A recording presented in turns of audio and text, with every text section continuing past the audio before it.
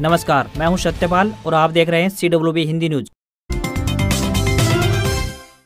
शक संवत 1945 विक्रम संवत 2080 आज आषाढ़ माह के शुक्ल पक्ष की चतुर्दशी तिथि और दिन रविवार है। तदनुसार अंग्रेजी तारीख 2 जुलाई सन 2023 आज सूर्योदय सुबह 5:27 पर होगा। आइए सबसे पहले एक नजर डाले थे दिन भर की सुर्खियों पर। आधार से लिंक न होने पर पैन हो जाएगा इनएक्टिव। क्रेडिट और डेबिट कार्ड से विदेश में पेमेंट करने पर 20% TCS। आज से 4 बड़े बदलाव हो चुके हैं, बताएंगे पूरी अपडेट। हरियाणा के एक बीजेपी नेता का बड़ा बयान, भूपेंद्र हुड्डा को बहुत जल्द जेल होगी। CBI और ED तैयार कर रही है report. Sonali Phogat murder case में एक बड़ी अपडेट, आरोपी सुखविंदर ने परिवार से मिलने की जताई इच्छा, हरियाणा आने के लिए कोर्ट में दायर की याचिका। रोहतक में बीजेपी कार्यालय के बाहर खिलाड़ियों का दंगल, स्पोर्ट्स कोटे में भर्ती की रखी मांग, 15 दिन का अल्टीमेटम, इसके बाद CM हाउस पहुंचेंगे प्लेयर। रोहतक में पंचायत उपचुनाव की तैयारियां पूरी, गांव में बनाए गए मतदान केंद्र, मतदाताओं की सूची भी तैयार, 9 जुलाई को होंगे मतदान। गुरुग्राम में GST सेलिब्रेशन डे पर पहुंचे डिप्टी CM दुष्यंत चौटाला, बोले जटिलताओं को दूर करेंगे। नीरज चोपड़ा ने फिर से रचा इतिहास, लुसा ने डायमंड लीग में जीता गोल्ड मेडल। रेवाड़ी में प्रॉपर्टी ID में करेक्शन के लिए कैंप, सुविधा के नाम पर खानापूर्ति, 4 में से 2 कंप्यूटर खराब, बड़ी संख्या में पहुंचे लोग। रविवार यानी आज भी खुले रहेंगे ऑफिस। 2 बार की चैंपियन वेस्टइंडीज वर्ल्ड कप की रेस से हुई बाहर, क्वालिफायर में स्कॉटलैंड ने 7 विकेट से हराया। मोबाइल फ्रिज सहित कई होम अप्लायंसेस सस्ते हुए, इलेक्ट्रॉनिक प्रोडक्ट पर लगने वाले GST पर सरकार ने 19% तक कटौती की। हीरो ने 1.5% तक बढ़ाए टू व्हीलर्स के दाम, नई कीमतें 3 जुलाई से होंगी लागू। इनपुट कॉस्ट के कारण उठाए कदम। और अब खबरें विस्तार से। हरियाणा में अगले कुछ दिनों में मानसून के खुलकर बरसने की स्थिति बन गई है। चौधरी चरण सिंह हरियाणा कृषि विश्वविद्यालय हिसार के कृषि मौसम विज्ञान विभाग ने जानकारी दी है कि हरियाणा के ज्यादातर क्षेत्रों में मानसून की सक्रियता अगले 2 दिनों में बढ़ने की संभावना है। हरियाणा में 3 व 4 जुलाई को मौसम आमतौर पर परिवर्तनशील रहेगा। उत्तरी जिलों की बात करें तो कुछ एक स्थानों पर छिटपुट बूंदाबांदी की संभावना है। इसके अलावा 5 जुलाई से एक बार फिर से मानसून की सक्रियता राज्य में बढ़ने की संभावना जताई गई है। 5 जुलाई की रात से लेकर 7 जुलाई के दौरान राज्य में ज्यादातर स्थानों पर अच्छी बारिश की संभावना बन रही है। आज भी उत्तर हरियाणा के 5 जिलों में बारिश की संभावना बनी हुई है। अब की बार सावन का पवित्र महीना 4 जुलाई यानी मंगलवार से प्रारंभ होने जा रहा है। भगवान भोलेनाथ के भक्तों के यह महीना किसी भी त्योहार से कम नहीं होता है। अब की बार सावन का महीना 23 दिनों की जगह पूरे 59 दिनों का रहने वाला है। आज इस खबर में हम आपको बताएंगे कि आपको सावन में भूलकर भी कौन से काम नहीं करने चाहिए। सावन के पवित्र महीने में व्रत करने वाले श्रद्धालुओं को बिस्तर के बजाय जमीन पर सोना चाहिए। साथ ही आपको सावन के महीने में दिन में भी नहीं सोना चाहिए। धार्मिक मान्यताओं के अनुसार बात करें तो सावन के पवित्र महीने में शिवलिंग पर दूध अर्पित किया जाता है, तो भूलकर भी आपको इस महीने में दूध का सेवन नहीं करना चाहिए। सावन के महीने में किसी भी व्यक्ति को अपने शरीर पर तेल नहीं लगाना चाहिए। इस पवित्र महीने में तेल का दान करना काफी शुभ व लाभदायक माना जाता है। सावन के पवित्र महीने में किसी भी व्यक्ति को भूलकर भी मांस व मदिरा का सेवन नहीं करना चाहिए। इस दौरान इन चीजों का सेवन करने से भक्तों को पूजा का फल प्राप्त नहीं होता है। सावन के महीने में आपको लहसुन, प्याज, बैंगन आदि खाने से भी परहेज रखना चाहिए। वहीं धार्मिक मान्यताओं के अनुसार बात करें तो सावन के पवित्र महीने में हमें किसी भी व्यक्ति को भूलकर भी अनादर नहीं करना चाहिए। साथ ही हमें उस दौरान किसी भी व्यक्ति के बारे में नकारात्मक विचार भी अपने मन में नहीं लाने चाहिए। हरियाणा सरकार ने राज्य के सभी जिलों में स्मार्ट बिजली मीटर लगाने का निर्णय लिया है। बिजली मंत्री रणजीत सिंह चौटाला ने बताया कि स्मार्ट बिजली मीटरों से उपभोक्ताओं को कई लाभ होंगे और इसके माध्यम से बिजली निगम को भी कई समस्याओं से निपटने में सहायता मिलेगी। अधिकारी अब मीटर के माध्यम से ऑफिसों में बैठे बैठे ही बिजली की खपत का पता लगा सकेंगे। पहले से ही गुरुग्राम, फरीदाबाद, अंबाला, करनाल और पंचकुला जिलों में स्मार्ट बिजली मीटर लगाए गए हैं और इनमें अच्छे परिणाम मिले हैं। ये स्मार्ट मीटर्स उपभोक्ता को स्वचालित रूप से मीटर चालू और बंद करने की भी सुविधा प्रदान करते हैं और डिजिटल मीटर से बिलिंग में कोई लापरवाही नहीं होगी। इससे अनियमित बिजली बिलों पर भी रोक लगेगी। अब तक 10 लाख स्मार्ट मीटर लगाए जा चुके हैं। चंडीगढ़ के सरकारी स्कूलों में नौकरी का सपना देख रहे युवाओं के लिए एक अच्छी खबर है। चंडीगढ़ एजुकेशन डिपार्टमेंट में JBT प्राइमरी टीचर के पदों पर भर्तियां निकली हैं। नोटिफिकेशन जारी कर दिया गया है, जिसके मुताबिक कुल 293 JBT प्राइमरी टीचर भर्ती किए जाएंगे। भर्ती प्रक्रिया पूर्ण रूप से सिर्फ ऑनलाइन माध्यम से की जाएगी। भर्ती के लिए ऑनलाइन अप्लाई कर सकेंगे। विंडो 20 जुलाई 2023 को सुबह 11 बजे से ओपन हो जाएगी। अंतिम तारीख 14 अगस्त रखी गई है। शाम 5 बजे तक का समय आवेदन करने के लिए दिया गया है। फीस 17 अगस्त दोपहर 2 बजे तक जमा करवाई जा सकेगी। भर्ती के लिए क्वालिफिकेशन ग्रेजुएशन और डिप्लोमा इन एलिमेंट्री एजुकेशन रहेगी। ग्रेजुएशन 50% अंकों के साथ पास होनी चाहिए। इसके अलावा CTET पास होना अनिवार्य रखा गया है। भर्ती के लिए एज लिमिट की बात करें तो 21 साल से लेकर 37 साल के बीच होनी चाहिए। अप्लाई करने के लिए इच्छुक आवेदक www.chdeducation.gov.in पर जाकर ऑनलाइन अप्लाई कर सकते हैं। हरियाणा के गृह स्वास्थ्य मंत्री अनिल विज का Ambala cantt PW rest house में जनता दरबार लगा। लंबे समय के बाद लगे जनता दरबार में प्रदेश भर से हजारों की संख्या में फरियादियों की भीड़ उमड़ी। अनिल विज ने लोगों की शिकायतें सुनकर अधिकारियों को कार्रवाई करने के निर्देश दिए। दरबार में ज्यादातर शिकायतें पुलिस विभाग से संबंधित आई थी। करनाल से आई महिला की शिकायत पर कार्रवाई न होने पर उन्होंने एसपी करनाल को फोन पर नाराजगी व्यक्त करते हुए कहा कि महिलाओं की शिकायत पर प्राथमिकता से कार्रवाई होनी चाहिए। उन्होंने मौके पर मौजूद पुलिस अधिकारियों को भी महिला शिकायतों पर तत्परता से कार्रवाई करने के निर्देश दिए। जनता दरबार में विदेश भेजने के नाम पर ठगी के कई मामले सामने आए, जिस पर अनिल विज ने कबूतरबाजी मामलों के लिए गठित एसआईटी को जांच के निर्देश दिए हैं। गौरतलब है कि गृह मंत्री अनिल विज का जनता दरबार प्रदेश भर में प्रचलित है। जनता दरबार में प्रदेश भर से हजारों की संख्या में लोग अपनी फरियादें लेकर गृह मंत्री अनिल विज के पास दरबार में पहुंचते हैं। जनता दरबार में गृह मंत्री अनिल विज मौके पर ही लोगों की समस्याओं को सुनते हुए अधिकारियों को त्वरित यानी जल्द ही कार्रवाई करने के लिए दिशा निर्देश जारी करते हैं।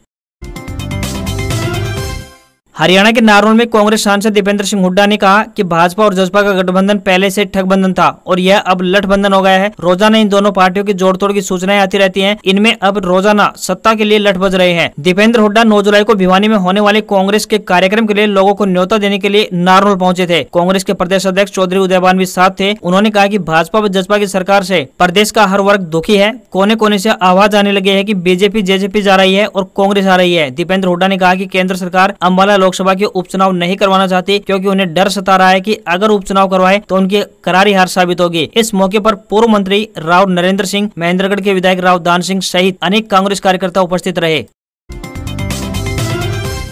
आदमपुर उपचुनाव में भव्य बिश्नोई की जीत के अंतर पर सांसद दीपेंद्र हुड्डा के बयान पर पूर्व सांसद और भाजपा नेता कुलदीप बिश्नोई ने पलटवार किया है। उन्होंने कहा कि दीपेंद्र को अपने पापा पूर्व सीएम भूपेंद्र सिंह हुड्डा की फिक्र करनी चाहिए। उन्होंने कहा कि वो जल्द ही भ्रष्टाचार के मामले में जेल जाने वाले हैं। बिश्नोई ने दावा किया कि पूर्व सीएम ने अपने शासनकाल में भू माफियाओं को लाभ पहुंचाने के लिए बहुत से उल्टे सीधे काम कर रखे हैं। कुलदीप बिश्नोई ने दावा किया कि पूर्व सीएम के काले कारनामों को लेकर एक कच्ची रिपोर्ट तैयार की जा रही है। सीबीआई और ईडी साथ ही इनकम टैक्स वाले उन्हें कभी भी हिरासत में ले सकते हैं। उन्होंने साथ यह भी कहा कि जब तक हरियाणा कांग्रेस में पूर्व सीएम पार्टी का चेहरा बने रहेंगे तब तक प्रदेश में कांग्रेस का पतन निश्चित है।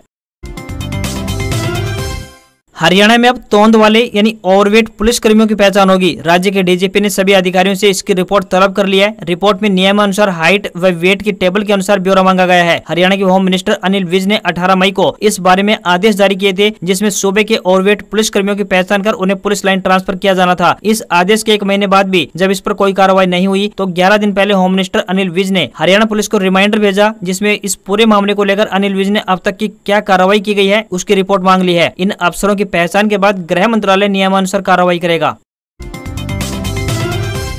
प्रधानमंत्री किसान ऊर्जा सुरक्षा एवं उत्थान अभियान के तहत राज्य सरकार ने किसानों को प्रधानमंत्री कुसुम योजना का लाभ देने व अपने खेत में सोलर पंप लगवाने के लिए आवेदन आमंत्रित किए हैं। किसान 12 जुलाई तक वेबसाइट hareda.gov.in पर जाकर आवेदन करके सरकार की इस योजना का लाभ ले सकते हैं। आवेदन शुरू हो चुके हैं। विभाग के प्रवक्ता ने जानकारी देते हुए बताया कि किसान अपने खेत में टपका सिंचाई, सोलर पंप और नवीनतम तकनीक का उपयोग करें और सोलर पंप लगाएं। उन्होंने बताया कि कुसुम योजना के तहत किसान 75% अनुदान राशि पर 3 HP और 10 HP सोलर पंप के लिए आवेदन कर सकते हैं। इसके लिए बिजली आधारित कनेक्शन के मौजूदा किसान आवेदकों को सौर ऊर्जा पंप के कनेक्शन के लिए प्राथमिकता दी जाएगी। प्रवक्ता ने बताया कि इस वर्ष लक्षित लाभार्थियों का चयन परिवार की वार्षिक आय व भूमि धारण के आधार पर किया जाएगा। आवेदन करने के लिए किसानों को कृषि भूमि की जमाबंदी, फर्द परिवार पहचान पत्र लगाना होगा। आवेदक के परिवार के नाम पर सोलर कनेक्शन व बिजली आधारित पंप नहीं होना चाहिए। हरियाणा में इन दिनों सभी राजनीतिक दल 2024 के चुनाव की तैयारियों में जुटे हुए हैं। बीजेपी के बाद अब हरियाणा कांग्रेस भी अपना विनिंग प्लान बनाने में जुट गई है। भाजपा की रैलियों के जवाब में अब कांग्रेस सभी 10 लोकसभा सीटों के साथ ही 90 विधानसभाओं में चुनाव की तैयारियां कर रही है। इसके लिए पार्टी के नए प्रभारी दीपक बाबरिया ने प्रदेश भर में 100 छोटी बड़ी रैलियां करने की योजना बनाई है। इसी के तहत सूबे की सभी 90 विधानसभाओं में पार्टी के नेता रैलियां करेंगे। पार्टी में चल रही गुटबाजी को लेकर बाबरिया पहले ही सख्त संदेश दे चुके हैं। उन्होंने स्पष्ट किया है कि पार्टी के नेता अनुशासन की लाइन को पार न करें, इसको कतई बर्दाश्त नहीं किया जाएगा। कांग्रेस के राज्यसभा सांसद दीपेंद्र सिंह हुड्डा हरियाणा की बीजेपी जेजेपी सरकार पर लगातार हमलावर हैं। शनिवार को रेवाड़ी में पत्रकारों से बातचीत करते हुए सांसद दीपेंद्र हुड्डा ने कहा कि पिछले 9 सालों में प्रदेश विकास के मामले में पटरी से उतर गया है। प्रदेश की जनता ने बीजेपी जेजेपी को भेजने और कांग्रेस को लाने का मन बना लिया है। रेवाड़ी शहर के अलावा विभिन्न जगह सांसद दीपेंद्र हुड्डा का नारनौल जाते वक्त पूर्व मंत्री ML रंगा और कार्यकर्ताओं ने स्वागत किया। वहीं कुंड में वरिष्ठ कांग्रेसी नेता महावीर मसानी के नेतृत्व में समर्थकों ने उनका जोरदार स्वागत किया। सांसद दीपेंद्र हुड्डा ने बीजेपी जेजेपी गठबंधन की सरकार पर जमकर शब्द बाण चलाए। कहा कि प्रदेश पूरी तरह भ्रष्टाचार की भेंट चढ़ चुका है। पिछले 9 सालों में कई छोटे बड़े घोटाले हुए हैं। खुद को पाक साफ कहने वाले लोग इन घोटालों को दबा गए हैं। हर विभाग में आज भ्रष्टाचार पनप रहा है। सरकार आंखें मूंद कर बैठी है। प्रॉपर्टी आईडी को लेकर परिवार पहचान पत्र के नाम पर लोगों को परेशान किया जा रहा है। सांसद ने कहा कि रेवाड़ी के मनेठी में सरकार ने एम्स बनाने की घोषणा 2015 में की थी। 9 सालों के बाद भी आज तक एम्स बनना तो दूर, इसका शिलान्यास तक नहीं हो पाया है। इसी के चलते बड़े बड़े प्रोजेक्ट दूसरी जगह शिफ्ट होने लगे हैं। अगर सरकार की मंशा ठीक होती तो इनकी मजबूती से पैरवी की जाती, जिससे प्रदेश का भला हो सकता। लंबे समय से प्रॉपर्टी आईडी में विभिन्न खामियों को ठीक कराने के लिए भटक रहे लोगों के लिए शनिवार को रेवाड़ी नगर परिषद में कैंप लगाया गया। कैंप में प्रॉपर्टी आईडी से संबंधित दावों और आपत्तियों को ठीक किया जा रहा है। इसी को लेकर बड़ी संख्या में लोग पहुंचे। कैंप में सुविधा की बात करें तो 4 में से 2 कंप्यूटर पर काम चला, जबकि 2 कंप्यूटर खराब पड़े रहे। रेवाड़ी में रविवार को यानी आज भी नगर परिषद कार्यालय के अलावा बावल व धारूहेड़ा नगर पालिका में कैंप लगेगा। आपको यहाँ पर यह भी बता दें कि प्रॉपर्टी आईडी में कितने बड़े स्तर की खामियां हैं, ये सुबह 9:30 बजे शुरू होने वाले कैंप से पहले ही उमड़ी भीड़ को देखकर अंदाजा लगाया जा सकता था। बाड़ावास गेट के पास स्थित नगर परिषद कार्यालय में सुबह 9 बजे से लोग पहुंचने शुरू हो गए थे। रविवार को छुट्टी के दिन यानी आज पूरे प्रदेश में प्रॉपर्टी आईडी से संबंधित कैंप लगाए जा रहे हैं। शाम 4 बजे तक ये कैंप चलेंगे, जिसमें शहरवासी प्रॉपर्टी आईडी से संबंधित सभी दस्तावेज जैसे कि रजिस्ट्री, इंतकाल, जमाबंदी, साइट प्लान, असेसमेंट की कॉपी, प्रॉपर्टी टैक्स व विकास शुल्क की रसीद आदि अपने साथ लेकर आए। इससे दावों और आपत्तियों को ठीक किया जा सकेगा। बता दें कि पूरे प्रदेश में प्रॉपर्टी आईडी का मुद्दा पिछले काफी समय से गरमाया हुआ है। इसी को लेकर पिछले दिनों गुरुग्राम में आयोजित हुई भाजपा की रैली में केंद्रीय राज्य मंत्री राव इंद्रजीत सिंह ने भी सवाल खड़े किए थे और कहा था कि इसका समाधान जल्द होना चाहिए। रेवाड़ी में रविवार को भी नगर परिषद कार्यालय के अलावा बावल व धारूहेड़ा नगर पालिका में कैंप लगेगा। हरियाणा के कृषि मंत्री जेपी दलाल ने अरविंद केजरीवाल और राहुल गांधी दोनों को नसीहत देते हुए निशाना साधा है। मंत्री दलाल ने भिवानी में अपने आवास पर जनता दरबार लगाकर लोगों की समस्याएं सुनी और संबंधित अधिकारियों को फोन करके जल्दी समाधान करने के निर्देश भी जारी किए। इसके बाद वे मीडिया से रूबरू हुए और राजनीतिक हालातों पर अपनी राय बेबाक रखी। उन्होंने कहा कि हरियाणा में कांग्रेस पार्टी के बजाय गुट बन चुकी है। जेपी दलाल ने आम आदमी पार्टी पर वोट बैंक के लिए झूठे वादे करने का आरोप लगाया और कहा कि जब तक केजरीवाल हरियाणा को एसओएल का पानी नहीं देते तब तक हरियाणा में आपका कोई अस्तित्व नहीं होगा। दलाल ने कहा कि केजरीवाल पानी तक नहीं देकर किसानों के घाव पर नमक छिड़क रहे हैं। मंत्री ने मणिपुर में राहुल गांधी के काफिले को रोकने पर कांग्रेस के हंगामे पर कहा कि मणिपुर के हालात दुर्भाग्यपूर्ण हैं। ऐसे में जब तक वहां हालात सामान्य नहीं हो पाते तब तक राहुल गांधी वहां राजनीति न करें। वहीं हरियाणा में रैलियां करके कांग्रेस के दावों व सरकार बनाने के लिए वादे पर भी जेपी दलाल ने हंसकर कटाक्ष किया। उन्होंने कहा कि कांग्रेस के लिए सबसे बड़ी चुनौती अपना संगठन बनाना है। बिना संगठन के कांग्रेस पार्टी के बजाय गुटों में बढ़ चुकी है। जिस गुट का प्रभुत्व होता है वह रैली करता है। हरियाणा में पूरी कांग्रेस की रैली हुई कई साल बीत चुके हैं। हरियाणा में जिन भी उम्मीदवारों ने चंडीगढ़ पुलिस कांस्टेबल यानी एग्जीक्यूटिव के पदों पर भर्ती होने के लिए आवेदन किए थे, उन सब के लिए एक बड़ी खबर सामने आ रही है। जैसा कि आप सभी जानते हैं, चंडीगढ़ पुलिस में कांस्टेबल एग्जीक्यूटिव के पदों पर भर्ती के लिए आवेदन मांगे गए थे। इन पदों के लिए भर्ती प्रक्रिया 27 मई से प्रारंभ हुई थी, जबकि आवेदन करने की अंतिम तारीख 17 जून 2023 थी। इस भर्ती अभियान के जरिए कुल 700 कांस्टेबलों की भर्ती की जाएगी। ऐसे में परीक्षा से संबंधित एक बड़ी अपडेट सामने आ रही है। जी हाँ, आपको यहाँ पर बताते चलें, इन पदों के लिए होने वाली लिखित परीक्षा की तिथि घोषित हो चुकी है। इन पदों पर होने वाली लिखित परीक्षा OMR आधारित होगी तथा यह परीक्षा इसी महीने यानी 23 जुलाई 2023 रविवार को आयोजित की जाएगी।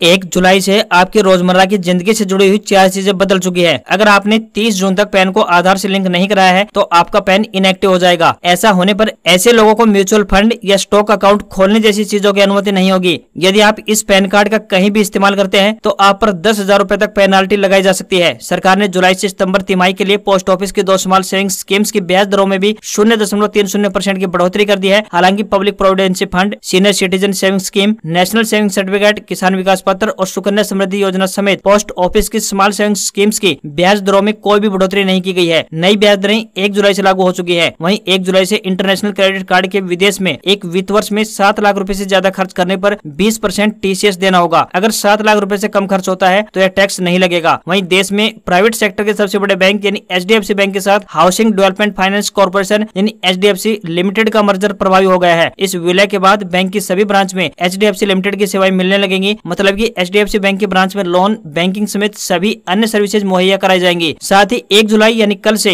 रसोई गैस सिलेंडर के दाम में भी किसी तरह का कोई बदलाव नहीं हुआ है। वहीं पेट्रोल व डीजल की कीमतों में भी कोई बदलाव देखने को नहीं मिला। आज खबरों में इतना ही। देखते रहिए हरियाणा का सबसे बेहतरीन news channel CWB Hindi news. नमस्कार।